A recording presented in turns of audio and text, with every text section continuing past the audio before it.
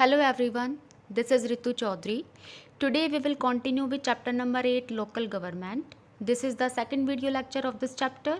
In the previous lecture we have discussed growth of local government in India and the topic which we have discussed in the previous lecture about the Balwant Rai Mehta committee. Okay, so Balwant Rai Mehta committee was appointed to examine the working of the community development programme in 1953 क्योंकि उस time पर क्या था जब भारत ने अपना constitution जो enforce किया उसके बाद फर्स्ट 5 ईयर प्लान जो थी उसको चलाया था। तो फर्स्ट 5 ईयर प्लान में बेसिक मतलब यही था, स्ट्रेस इसी बात पे था कि जो इंडिया का रूरल एरिया है उस पर स्ट्रेस दी जाए, एग्रीकल्चर पे स्ट्रेस दी जाए, एग्रीकल्चर को स्ट्रॉन्ग बनाया जाए। तो बलवंत राय कमेटी जो थी उसको मतलब उसने अनाउंस किया that there should be 3 tier system in India and this Balwant Rai committee submitted its report in 1957। Then recommendations were admitted in 1958। तो जो बलवंत राय कमेटी थी उसकी जो रिपोर्ट थी वो क्या थी कि यहाँ पे there should be democratic decentralisation of the political power. Decentralisation मतलब डिवीज़न ऑफ पावर होना चाहिए, 3 टायर सिस्टम होना चाहिए। लाइक विलेज लेवल पे क्या होनी चाहिए, ग्राम पंचायत, ब्लॉक लेवल पे होनी चाहिए पंचायत समिति और डिस्ट्रिक्ट लेवल पे होनी चाहिए जिला परिषद। तो रिकमेंडेशंस जो थी वो that were admitted in 1958 and that is why on 2 October 1958 the two states there were 2 states where the panchayati system was introduced. First in Rajasthan 2 October 1958 Rajasthan के नागौर जिले में सबसे पहले शुरू किया गया। This is important for the 1 mark question कि सबसे पहले पंचायती सिस्टम कहाँ शुरू किया गया। Then again in 1959 Andhra Pradesh. Okay, so Andhra Pradesh was the second state. तो ये सब जो इनिशिएटिव थे दैट वर नॉट एडमिटेड क्योंकि उस टाइम पर क्या था कि दीज स्टेट्स जो भी ज़िले थे ये they were very much dependent on the state and the central government for financial assistance. जो यहाँ पर इन स्टेट के अंदर जो पंचायती सिस्टम शुरू किया गया उनको फाइनेंशियल एड के लिए डिपेंड रहना पड़ता था स्टेट गवर्नमेंट पे, सेंट्रल गवर्नमेंट में, क्योंकि अभी तक ऐसी कॉन्स्टिट्यूशनल अमेंडमेंट नहीं हुई थी, सिर्फ ऐसी प्लानिंग हुई थी। कम्युनिटी डेवलपमेंट प्रोग्राम के अंतर्गत बलवंत राय कमेटी की जो रिपोर्ट थी उसके बेसिस पर ये सिस्टम शुरू किया गया था। और many state had indirect elections to most local bodies. Indirect election करवा देती थी बहुत सारी स्टेट, और बहुत सारी स्टेट में तो इलेक्शन जो थे लोकल बॉडीज़ के were postpone from time to time, जैसा कि हमने प्रीवियस लेक्चर में डिस्कस किया था। And after that in 1989 the P K Thungon committee recommended constitutional recognition for the local government bodies. अब जो पीके थंगन, ये मैंने आपको प्रीवियस लेक्चर में भी बताया था, 1989 के अंदर पीके थंगन जो कमेटी बनाई गई थी उसने अपनी रिकमेंडेशन दी और कहा कि अगर आप अपने रूरल एरिया को स्ट्रॉन्ग करना चाहते हो, अगर डिसेंट्रलाइजेशन ऑफ पावर चाहते हो, तो उसके लिए आपको कॉन्स्टिट्यूशन में अमेंडमेंट करने पड़ेंगे ताकि कॉन्स्टिट्यूशन में अमेंडमेंट करके लोकल बॉडीज़ को प्रॉपर पावर दे दी जाए। राइट, सो इसी के रिगार्डिंग हम आज डिस्कस करने वाले हैं। We will discuss about article amendment 73 and about article 74. So first we will do amendment 73। Amendment 73 के अंदर बेसिकली क्या था कि central government introduce 2 constitutional amendment. किसके बेसिस पर थी ये? पीके थंगन जो कमेटी थी उसके बेसिस पर ये जो अमेंडमेंट होनी थी। So these amendment aimed at strengthening local government and ensuring an element of uniformity in their structure and functioning across the country, कि प्रॉपर जो है एक स्मूथ फंक्शनिंग चल सके पूरी कंट्री के अंदर, क्योंकि भारत की पॉपुलेशन इतनी ज़्यादा है, इतने डिफरेंट रिलीजियस ग्रुप हैं यहाँ पे, डिफरेंट कल्चर कस्टम्स हैं, तो इन सबको अगर प्रॉपर एक यूनिटी में रखना है तो उसके लिए लोकल गवर्नमेंट के पास पावर होनी ही चाहिए। So that is why in 1992 73rd and 74th constitutional amendment were passed by the parliament। तो ये भी आपको अंडरलाइन करना है कि जो 73rd 74 अमेंडमेंट बिल है वो कौन से ईयर में पास हुए, 1992 में। The 73rd amendment is about rural local government that is we can call Panchayati Raj institutions also, in short we can say PRIs. And the 74th amendment made the provision relating to urban local government. सो इनके बारे में हम discuss करने वाले हैं, दोनों ही के बारे में. बेसिकली यहाँ पे क्या था कि जो government in state subject, states are free to make their own laws on this subject. पहले क्या था कि जो स्टेट्स थी वो पहले अपने आप लॉज बनाती थी, उनके अंडर में ही था सब कुछ. But once the constitution was amended, the state had to change their laws about local bodies in order to bring these in uniformity with the amended constitution. अब उनको चेंज करना था बेसिकली स्टेट को ये सब चीज़ें, अगर कॉन्स्टिट्यूशन के अंदर हमारे चेंजेस हो गई हैं. So now we will discuss about the 73rd amendment in detail, क्योंकि हमने पढ़ा है कि जो 73rd अमेंडमेंट है that is related to the rural local government, we can say panchayati raj institution. सो इसमें क्या था, पंचायती राज इंस्टीट्यूशंस में हम क्या डिस्कस करने वाले हैं, सिस्टम हम डिस्कस करेंगे इसका कि क्या था, कैसे सिस्टम था ये. पंचायती राज में देखो there is the 3 tier system in panchayati raj. आप नोट भी कर सकते हो, इसमें आपने पहले छोटी क्लासेस में पढ़ा भी हुआ है ये. सबसे पहले लेवल पे होगा village panchayat. Okay, village panchayat के जो हेड होगा उसको कहा जाएगा प्रधान. फिर होगी block samiti, block samiti is also called mandal. And there are some villages from one block, एक ब्लॉक बनेगा, उसके हेड को कहा जाएगा प्रमुख. ओके, इसके अंदर मेंबर हो सकते हैं 20 to 60 तक मेंबर इसमें हो सकते हैं. देन जिला परिषद, ये डिस्ट्रिक्ट लेवल पे होगा, that is the apex level, सबसे हाईएस्ट लेवल रहेगा ये पंचायती राज का. और इसके हेड को कहा जाएगा collector, right, chairman, chairperson, collector, apex level रहेगा ये. तो ये सिस्टम था पंचायती राज का. अब इसकी अगर क्वालिफिकेशन की बात करें तो 18 और the 18+ people called the gram sabha in A village. Village की ग्राम सभा में मतलब जो लोग वोट कर सकते हैं वो 18 या 18 साल से ऊपर के लोग कर सकते हैं. And the member of the gram panchayat जो बनना चाहते हैं उनकी एज होनी चाहिए 21 ईयर उसका मेंबर बनने के लिए, ग्राम पंचायत का मेंबर बनने के लिए. और इसमें कुछ रिजर्वेशन का भी वो प्रावधान है, वो अभी हम डिस्कस करेंगे आगे. पहले हम डिस्कस करते हैं इसके इलेक्शंस के बारे में. इलेक्शंस के बारे में हम देखते हैं कि जो इसकी इलेक्शन का प्रोसीजर है दैट ऑल द 3 लेवल, जो तीनों के तीनों लेवल्स हैं of panchayati raj institutions are elected directly by the people. अब यहाँ पे कोई इनडायरेक्ट इलेक्शंस नहीं होने वाले, सेम उसी प्रोसीजर से इलेक्शंस होंगे जैसे कि लोकसभा राज्यसभा के लिए elections, sorry not Rajya Sabha, Lok Sabha के लिए इलेक्शंस होती हैं या फिर लेजिस्लेटिव असेंबलीज़ के लिए इलेक्शन होती है. डायरेक्ट मेथड यूज़ किया जाएगा पंचायती राज सिस्टम के लिए. The term of each panchayat body is 5 year, पूरा 5 ईयर का टर्म रहेगा जो कि हमारे लोकसभा के लिए है. ऐसा नहीं है कि भाई किसी भी टाइम पर इलेक्शंस करा दिए, पोस्टपोन कर दिए या प्रीपोन कर दिए, ऐसा कोई इसके अंदर प्रोसीजर नहीं रहेगा. And if the state government dissolve, अगर स्टेट गवर्नमेंट जो है वो डिसोल्व कर देती है द पंचायत को before the end of its 5 year term, इसके 5 साल के टर्म से पहले अगर स्टेट गवर्नमेंट के पास ये अथॉरिटी है, उसको अगर डिसोल्व कर देती है तो उस टाइम पर fresh elections must be held with in 6 months of such dissolution. तो इस टाइम पे आने वाले 6 महीने के अंदर अंदर दोबारा से इलेक्शन होंगे पंचायती सिस्टम के. And this is an important provision that ensure the existence of the elected local bodies. और इन सब से पहले ऐसे कुछ नहीं था. इससे पहले जो 73rd हमारी अमेंडमेंट आई है उससे पहले ऐसा कुछ नहीं था. मैनी स्टेट जो थी वहाँ पर used to be indirect elections to be district bodies and there was no provision for immediate elections after dissolution. कोई भी ऐसा जो था वो प्रावधान इससे पहले 73rd जो अमेंडमेंट एक्ट था उससे पहले ऐसे कुछ था ही नहीं. तो ये था इसका इलेक्शन सिस्टम. क्या हमने डिस्कस किया इसमें कि एक तो इसके जो इलेक्शन होंगे वो तीनों लेवल के इलेक्शन होंगे, डायरेक्टली इलेक्शन होंगे, elected directly by the people.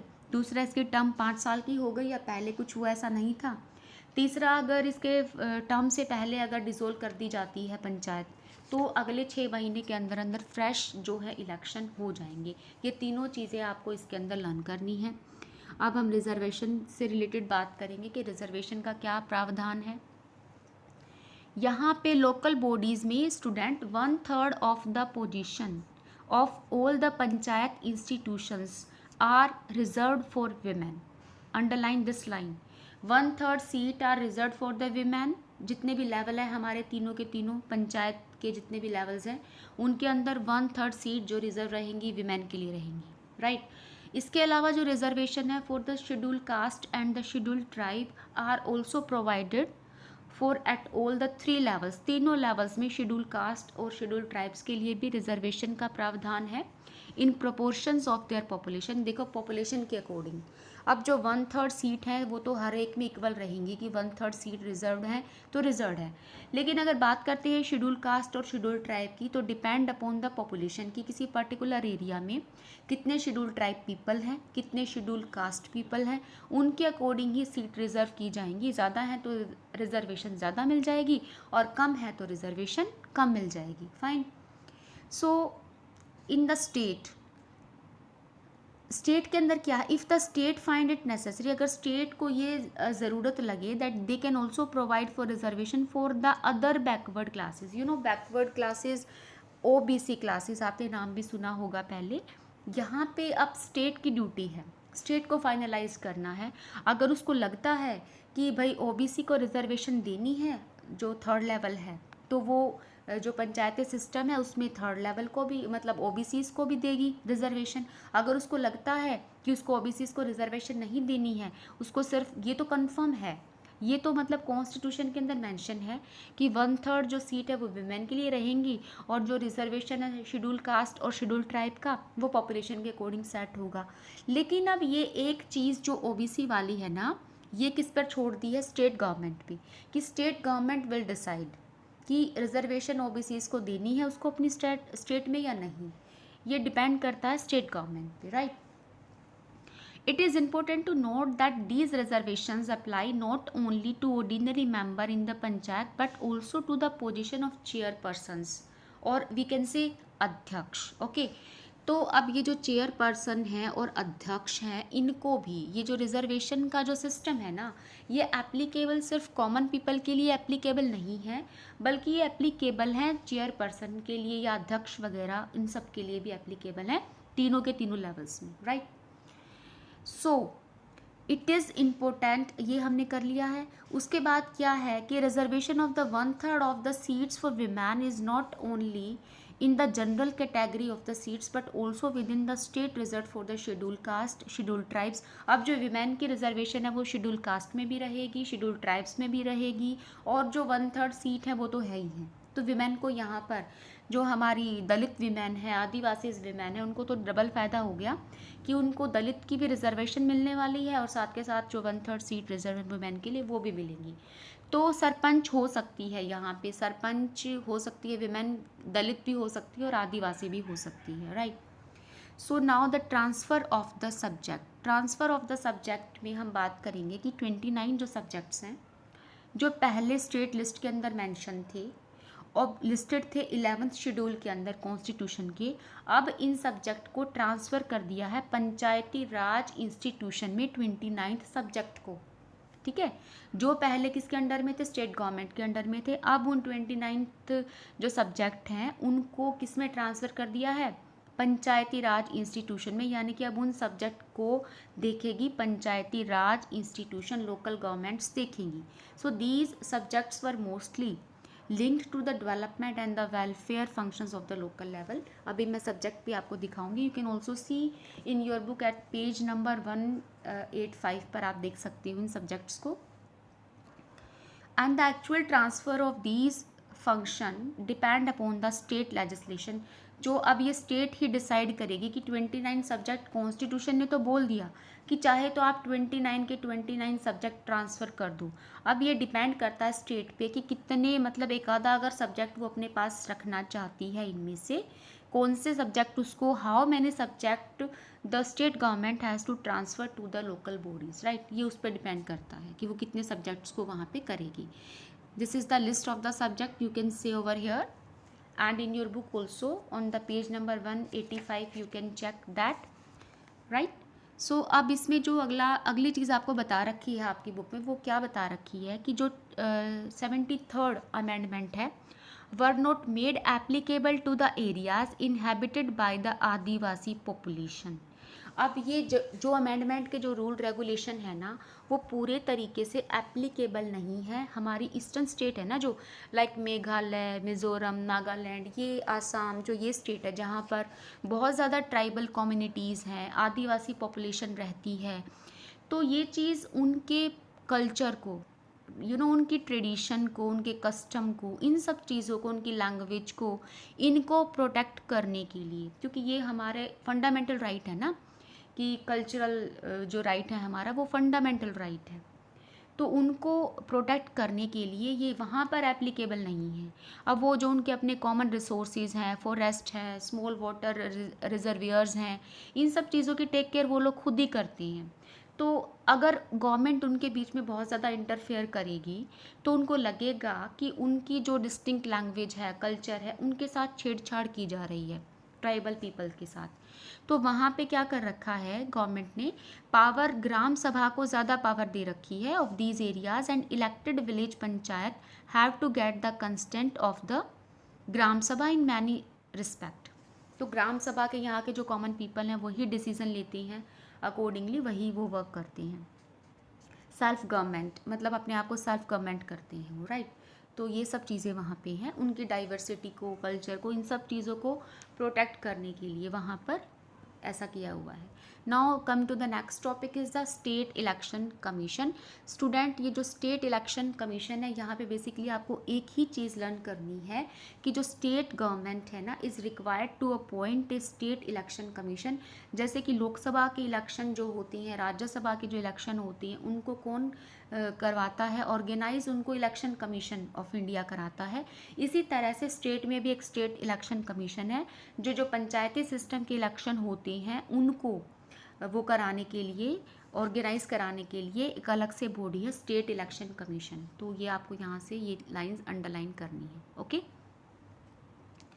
So earlier this task was performed by the state administration. पहले ये स्टेट एडमिनिस्ट्रेशन इसको परफॉर्म करता था, which was under the control of the state government, और state government के पूरी तरीके से ये कंट्रोल में था, okay. Now the office of the state election commission is autonomous like the election commissioner of India, ठीक है। तो यहाँ से आपको बेसिकली यही चीज़ करनी है। Next is the state finance committee. अब ये स्टेट फाइनेंस कमेटी क्या है, देखिए स्टेट फाइनेंस कमेटी जो है, कमीशन जो है, the state government is also required to appoint a state finance commission once in 5 year. 5 साल में एक बार ये अपॉइंट किया जाता है हर स्टेट में, जिसको स्टेट गवर्नमेंट जो है वो अपॉइंट करती है। और this commission would examine the financial position of the local government in the state. मतलब ये कमीशन पर्टिकुलरली क्या देखता है कि जो लोकल का फाइनेंस क्या है, मतलब जो लोकल बॉडी है वहाँ पर कितना एक्सपेंडिचर, कितना खर्चा होने वाला है, और स्टेट उनको कितना एड दे रहा है, इन सब चीज़ों को एग्जामिन करता है। और ये भी देखता है कि डिस्ट्रीब्यूशन ऑफ रेवेन्यू, क्योंकि जो इनकम होती है, सोर्स ऑफ इनकम होता है स्टेट का या लोकल बॉडीज़ का या फिर सेंट्रल गवर्नमेंट का, वो क्या होता है, टैक्सेस होता है या फिर रेवेन्यू कलेक्शंस, इन सब चीज़ों से ही तो इनकम होती है। तो बेसिकली यहाँ पे फाइनेंस कमीशन क्या चेकआउट करेगा, distribution of revenues between the state and the local government on the one hand, कि भाई जो लोकल गवर्नमेंट है, स्टेट के बीच में जो रेवेन्यू का कलेक्शंस है वो कैसे है। भाई स्टेट गवर्नमेंट ने ऐसा तो नहीं कि बहुत सारा रेवेन्यू कलेक्शन अपने पास ही रख लिया हो, या फिर लोकल बॉडीज़ को बिल्कुल ही ना कुछ दिया हो, या फिर between the rural and the urban government on the other hand, right. So students, this is part that we have discussed today in today's lecture. The rest part of the lecture we will discuss in the next video lecture. So thank you for being with me.